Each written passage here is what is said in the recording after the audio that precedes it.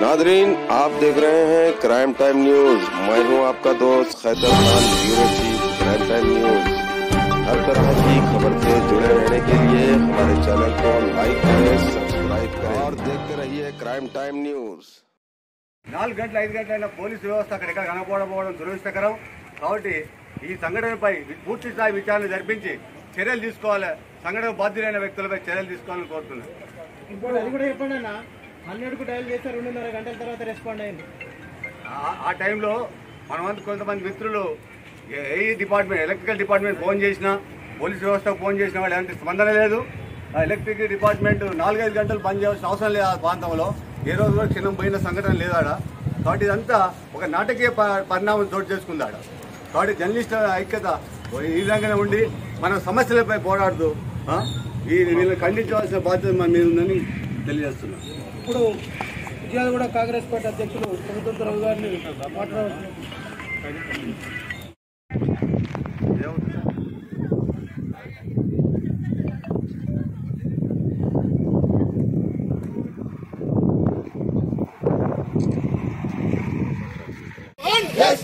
నశించాలి అధికార పార్టీ నేతల గుండాయిజం, అరెస్ట్ చేయాలి జర్నలిస్టులపై దాడులు చేసిన నిందితుల్ని వెంటనే, అరెస్ట్ చేయాలి జర్నలిస్టులపై దాడులు చేసిన నిందితుల్ని వెంటనే.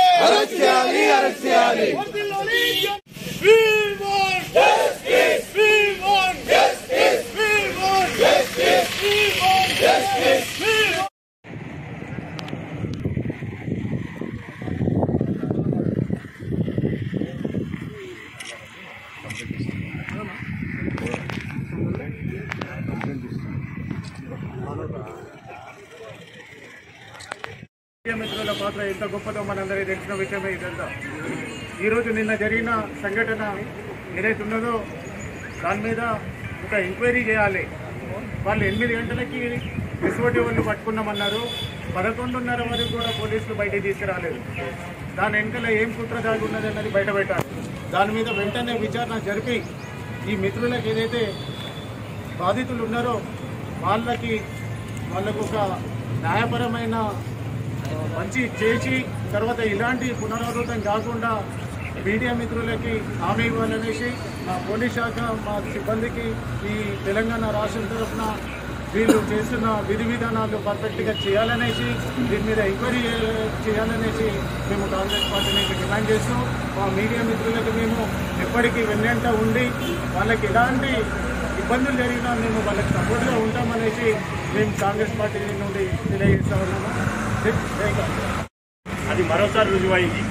టీఆర్ఎస్ పార్టీకి పోలీస్ వ్యవస్థ పూర్తిగా సపోర్ట్ చేస్తుంది. టీఆర్ఎస్ పార్టీ అంటేనే పోలీస్ వ్యవస్థ అయిపోయింది. అసలు ఇంతమంది సోదరులు నిన్న జరిగింది, విలేకరుల సోదరుల మీద దాడి జరిగింది. అది ఎందుకు జరిగింది, అక్కడికి ఎందుకు వెళ్ళారన్నది ముఖ్యమైన సంఘటన. అది ఎందుకు జరిగింది, వాళ్ళు డిప్యూటీ మేయరు వాళ్ళ అనుచరులు అందరూ కలిసి స్థానికంగా ఉన్న కార్పొరేటర్లు అందరూ కలిసి జరిగితే ఎవరో ముఖం తెలియని 4 వ్యక్తులను తీసుకొచ్చి వీళ్ళు ఆడిరు అని చెప్పేసి, కార్డ్స్ ఆడిరు అన్నీ అని చెప్పేసి ఎస్ఓటీ వాళ్ళు తీసుకొచ్చి వాళ్ళని రిమైండ్ చేసిరు అని అంటున్నారు. నేను ఇంతకుముందు సిఐ గారిని కూడా అడిగినా, సార్ ఇక్కడ జరిగిన సంఘటన వేరు, పేపర్లలో వచ్చిన సంఘటన వేరు అంటే మాకు ఎటువంటి సంఘటన తెలియదు అనిల్ రెడ్డి, మాకు ఎస్ఓటీ వాళ్ళు ఏదైతే ఇచ్చిరో రిపోర్టు అదే మేము ఇక్కడ ఇస్తున్నాము అన్నారు. కానీ జరిగిన సంఘటన వేరు. ఇప్పుడు ఇంతమంది పత్రికా సోదరులు కూడా ఎందుకు వెళ్ళిరు, అక్కడికి జరిగిన సంఘటన గురించి వెళ్ళిర్రు.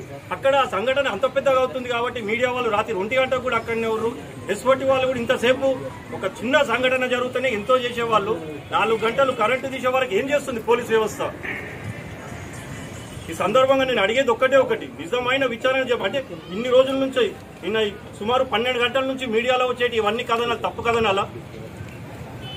ఈ మీడియా సోదరు వాళ్ళే కదా, అందరు మీడియాలలో వచ్చిందే కదా, ఇవన్నీ తప్ప? అంటే టీఆర్ఎస్ నాయకులు ఉంటే ఒకటి, ప్రతిపక్షాలు ఉంటే ఒకటి, సాధారణ పబ్లిక్ అయితే ఉంటే ఒకట?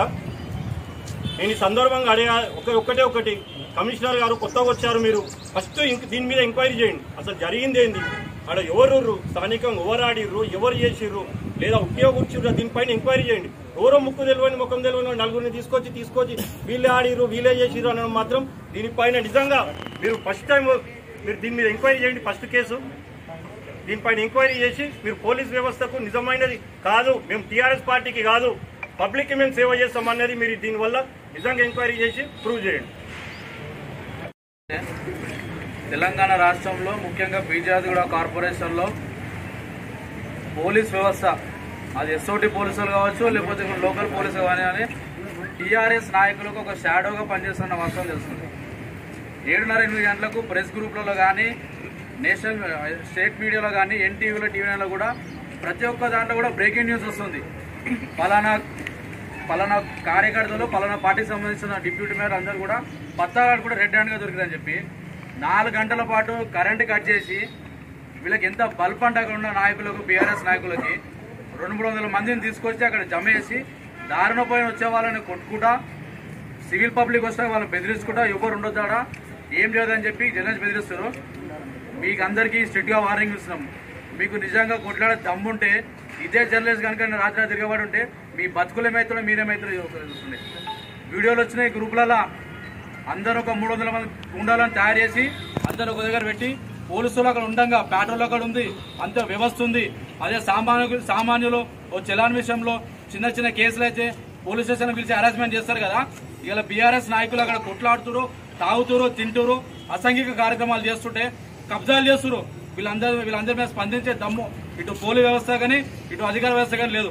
ఇలాంటి జర్నలిస్టులపై ఇలా మీకు పొద్దున్న లేస్తే అధికార పార్టీకి ఏవైతే డెవలప్మెంట్స్ మీద వస్తారో పొద్దున్న లేస్తే వాళ్ళే రాస్తుంటారు, వాళ్ళే పర్మిషన్ తీసుకెళ్తారు. అలాంటిది మీరు తప్పు చేస్తే వాళ్ళ మీద దాడి చేయడం అనేది సిగ్గుచేటు. భారతీయ జనతా పార్టీ జర్నలిస్టులకు సంఘీభావంగా ఉంటుంది. ఇంకోసారి కనుక ఇలాంటి చర్యలుగా పాల్పడితే ఖచ్చితంగా ప్రతి దాడులు ఉంటాయి. భారతీయ జనతా పార్టీ తరఫున హెచ్చరిస్తున్నాం బీఆర్ఎస్ నాయకులకు. అదేవిధంగా రాత్రి జరిగిన సంఘటన అక్కడైతే జరిగిందో దాదాపు 5-6 గంటలు ఏడో కూడా గంట సేపు కరెంటు పోదని చెప్పి వీళ్ళు గొప్పలు చెప్పుకుంటారు బీఆర్ఎస్ నాయకులు. అక్కడ ఏడో పోలే, ఖాళీ జరిగిన ఇన్సిడెంట్ లో 5 గంటలు కరెంట్ ఏం తీసుకురు, అసలు లోపల ఏం జరిగింది, తాళాలు ఎందుకు వేసుకురు, పోలీసు వాళ్ళు లోపల ఏం చేస్తారు, బయట ఉన్న లోకల్ మేడిపల్లి పిఎస్ వాళ్ళ లోపలికి ఎందుకు అలౌ చేయలేదు, అసలు ఏం జరిగిందో సమగ్ర విచారణ జరపాలి. ఎవరెవరైతే ఎఫ్ఐఆర్ జరిగిందో వాళ్ళందరూ పేర్లు బయట పెట్టాలి, ఎఫ్ఐఆర్ కాపీ జర్నలిస్ట్కి ఇవ్వాలి. ఇలా దాడి చేసిన వాళ్ళపైన కఠినంగా చర్యలు తీసుకొని వాళ్ళ మీద కేసులు బుక్ చేయాలని చెప్పి పోలీసు వాళ్ళని కోరుతున్నాము. ఇది కనుక జరగకపోతే మాత్రం రానున్న రోజుల్లో పెద్ద ఎత్తున నిరసన కార్యక్రమం తెలియజేస్తాం. భారత్ మాతాకి జై. 9 గంటలకు తీసేసినటువంటి కరెంటు రాత్రి 1 గంటకు పునరుద్ధరించారు. దీని మీద మాట్లాడటానికి లైన్ మెన్లు స్పందించారు. అక్కడ అడవి ప్రాంతం కరెంటు తీసేసినారు. విద్యాది కూడా బోడుప్పల్ నాయకుల కనుసన్నల్లో కొంతమంది 300-400 మంది గుండాలను తీసుకొచ్చారు. మర్యాదగా చెప్తున్నాం, ఇది కాల్ చేసి వెళ్ళిపోతున్నాం ఎందుకంటే లేకపోతే బగాయించి కొడతామని చెప్పి చెప్తాం. 300 మంది గ్యాదర్ అయినప్పుడు అసలు సంఘటన ఏం జరిగిందో తెలుసుకోవాల్సినటువంటి బాధ్యత స్థానిక పోలీస్ స్టేషన్, ఫ్రెండ్లీ పోలీస్ అంటారు రాష్ట్రానికి, పోలీసులు రాలేదు. సరే మమ్మల్ని మేము రక్షించుకోవడానికి సంఘటన పూర్వాపరాలు బయట పెట్టాలనేటువంటి లక్ష్యంతో మేము నిలబడ్డ జరిగింది. 5-6 గంటల అయినా వాళ్ళు వెళ్ళిపోతప్పుడు ఎస్ఓటీ పోలీసులు దాడులు అంటున్నారు. ఎస్ఓటీ పోలీసులు మాకు ఎటువంటి సమాచారం ఇవ్వదు, వాళ్ళ దగ్గర వాళ్ళు వెళ్ళిపోతారు.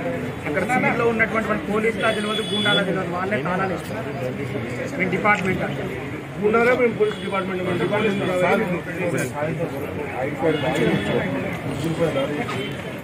ఏదైతే నిన్న నైట్ దాడి జరిగిందని మన పత్రికా మిత్రులు ఫిర్యాదు చేశారు, అది చాలా బాధాకరం.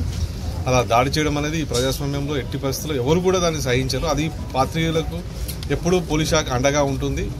నిన్న జరిగిన విషయం అయితే చాలా విచారకరం అండ్ బాధాకరం. దానిపైన ఖచ్చితమైనటువంటి చర్యలు తీసుకుంటాం. వాళ్ళందరినీ కూడా గుర్తించి మీరు చెప్పినటువంటి పేర్లతో పాటు ఇంకా ఎవరైనా సరే వాళ్ళకి సహకరించిన వాళ్ళని కూడా గుర్తించి వెంటనే ఈరోజు వాళ్ళని కస్టడీలోకి తీసుకుంటాం. ఈరోజు ఈవినింగ్ లోపు వాళ్ళందరినీ కూడా కస్టడీలోకి తీసుకొని విచారించి ఆ విషయం తెలియజేస్తాం. చాలా దారుణమైన సంఘటన. ఒకవైపు కొంతమంది నాయకులు అక్కడ చేరి అసాంఘిక కార్యక్రమాలు చేస్తున్నప్పటికీ కూడా ఆ అంశాలను పక్కన డైవర్ట్ చేసేయడానికే కేవలం ఆ వార్తలు సేకరించి ఈ సమాజానికి తెలియజేయాలనే ఉద్దేశంతో జర్నలిస్టులు మిత్రులంతా కలిసి అక్కడికి రావడం జరిగింది. వార్తలు సేకరిస్తున్న సమయంలో అక్కడ నాటకీయ పద్ధతిలో దాదాపు 3-4 గంటల వరకు కరెంటు బంద్ చేసినారు. కరెంటు బంద్ చేసిన తర్వాత అక్కడున్న ప్రాంతాన్ని మొత్తం గుండాలతో నింపేసినారు.